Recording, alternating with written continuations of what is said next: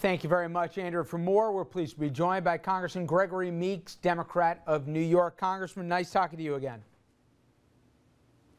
Good being with you, Rich. This thing's going to happen Friday, isn't it? It's looking that way for sure. When you have, discussions or negotiations where one individual says that there's absolutely no way they're going to put any revenue on the table, there's no need to negotiate, if you're talking about revenue, and you see individuals who said that, look, we don't care what the ramifications are, that's a problem. And so it's starting to really look, unfortunately, like it's going to happen. You talk to Republicans, and they think that the president is portrayed it's going to be Armageddon in America when this thing goes down, and they're betting that the public's not going to see a really big difference in the first month or so. Do you think the White House might have run the risk here that they overplayed their hand? Well, no, I think that when you look at, listen, even in my office, I've had to tell my staff that I may have to furlough some individuals and/or cut salaries.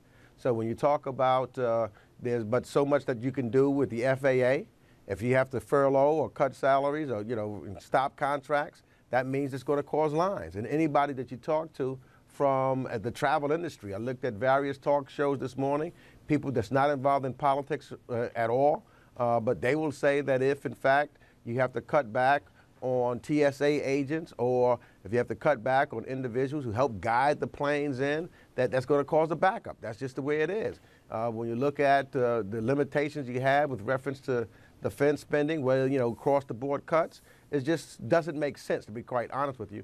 Generally, if you're going to do a cut, you want to be managing cuts, and the reason why we have this in place in the first place is because we thought that everybody would understand that this did not make sense, and so therefore we would come together, negotiate something, and resolve the issue. I, for one, I'm a Democrat. I know that there's got to be some cutting in spending. Let's cut spending, but we got to also have some revenue. There's got to be both. Just as I knew that I'm going to have to compromise, they knew when the president was talking about it earlier that they would have to compromise, and they refused to live up to their end of the bargain and make a compromise, which has made our system work for all these many years. Last question, Congressman. We got about a minute here. Is the real number, the real date people looking at the end of March, because that's when the government will shut down? Are we already that far ahead that we got to solve that problem next year? Forget about when we're going to avoid sequestration. Is that what people are talking about in D.C.? Well, there's one problem after another, and that is a problem.